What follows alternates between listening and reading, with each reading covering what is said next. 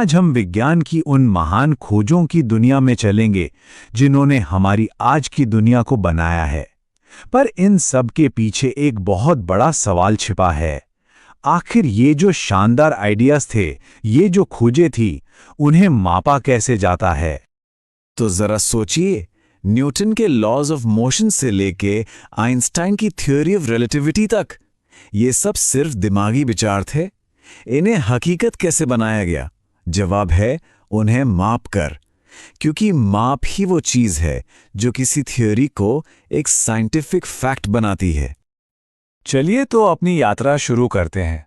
सबसे पहले हम उन बड़ी बड़ी खोजों पर नजर डालेंगे जिन्होंने फिजिक्स की और सच कहें तो हमारी पूरी दुनिया की समझ की नींव रखी।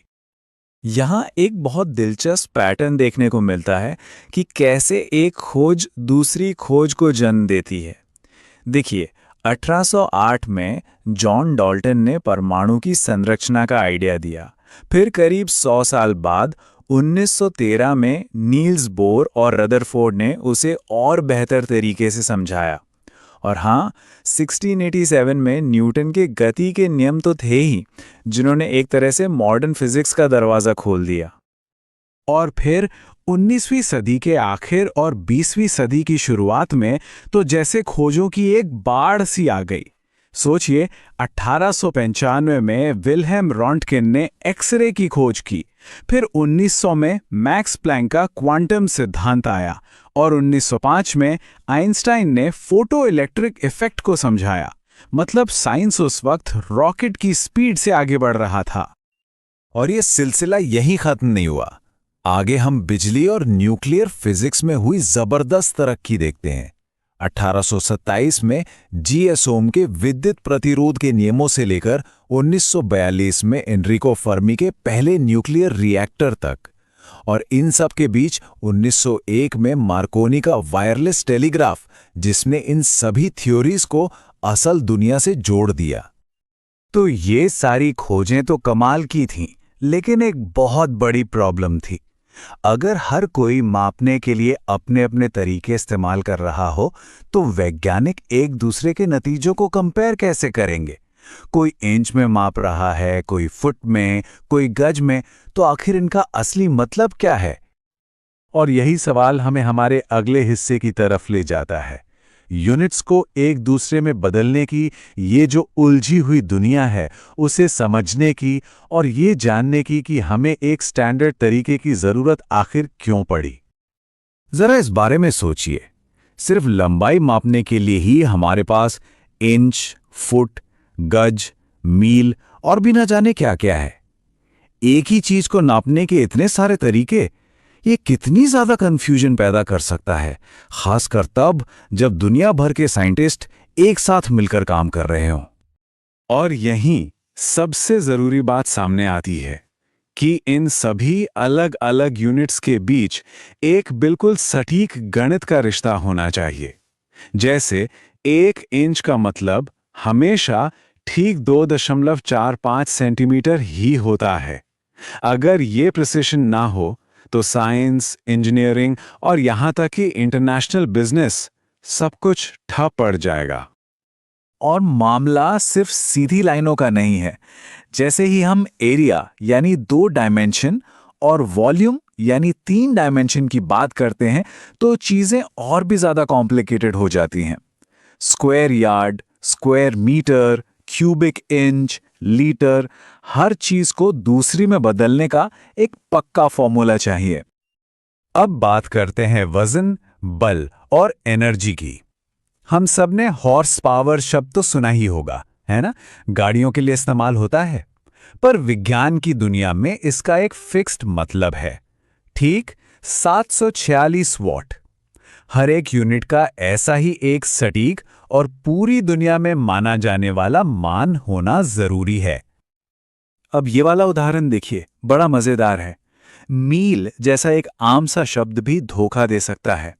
जो समुद्री मील होता है यानी नॉटिकल मील, वो जमीन पर नापे जाने वाले मील से ज्यादा लंबा होता है।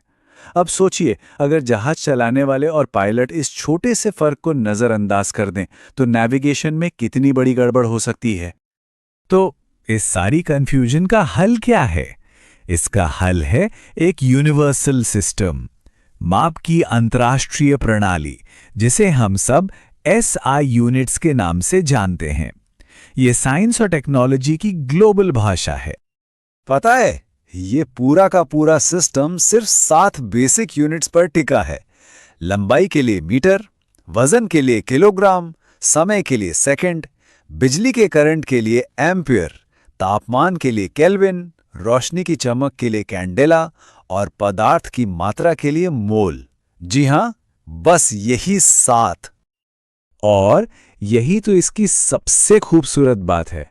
ये 7 पिलर्स साइंस के लिए एक यूनिवर्सल भाषा बनाते हैं। अब चाहे कोई साइंटिस्ट टोक्यो में बैठा हो, बर्लिन में या फिर दिल्ली में, 1 किलोग्राम का मतलब सबके लिए हमेशा 1 किलोग्राम ही रहेगा। कोई कंफ्यूजन नहीं। अब देखिए कमाल की बात, इन्हीं 7 बेसिक यूनिट्स को जोड़ तोड़कर हम दुनिया की बाकी हर चीज को मापने के लिए यूनिट्स बना सकते हैं। जैसे स्पीड क्या है? मीटर प्रति सेकंड। वॉल्यूम क्या है? Cubic metre. सब कुछ एक दूसरे से लॉजिकली जुड़ा हुआ है। और ये सिस्टम यहीं नहीं रुकता। प्रेशर के लिए पास्कल है, पावर के लिए वॉट है, और यहां तक कि स्पेसिफिक हीट जैसी कॉम्प्लेक्स चीजों के लिए भी यूनिट्स हैं। और मजे की बात यह है कि हर एक यूनिट उन्हीं 7 बेसिक यूनिट से निकल कर आती है। अच्छा, और बिजली का क्या? यहां भी यही जादू काम करता है। वोल्ट, ओम, फैराड, ये सारे नाम जो हम टेक्नोलॉजी की दुनिया में सुनते हैं, ये सब SI सिस्टम का ही हिस्सा हैं। और यही वो वजह है कि हमारे सारे इलेक्ट्रॉनिक गैजेट्स एक दूसरे के साथ मिलकर काम कर पाते हैं। और आखिर में मैग्नेटिज्म और लाइट की यूनिट्स, वेबर से लेकर ल्यूमन तक, SI सिस्टम हमें अपनी दुनिया को मापने और समझने के लिए एक पूरा, एक जैसा और यूनिवर्सल ढांचा देता है। तो कुल मिलाकर ये सब एक बहुत ही सरल लेकिन बेहद शक्तिशाली आइडिया पर आकर टिकता है। विज्ञान के लिए सिर्फ एक भाषा। तो जाते जाते एक आखिरी सवाल, ये जो सिस्टम है, ये सिर्फ लैब में काम करने वाले साइंटिस्ट्स के लिए नहीं है। ये स्टैंडर्ड सिस्टम हमारी रोजमर्रा की जिंदगी को कैसे बदलता है, हमारे फोन से लेकर हमारी गाड़ियों तक, हर चीज में। यही वो अनदेखा सिस्टम है जो हमारी आज की मॉडर्न दुनिया को चला रहा है। इस पर सोचिएगा जरूर।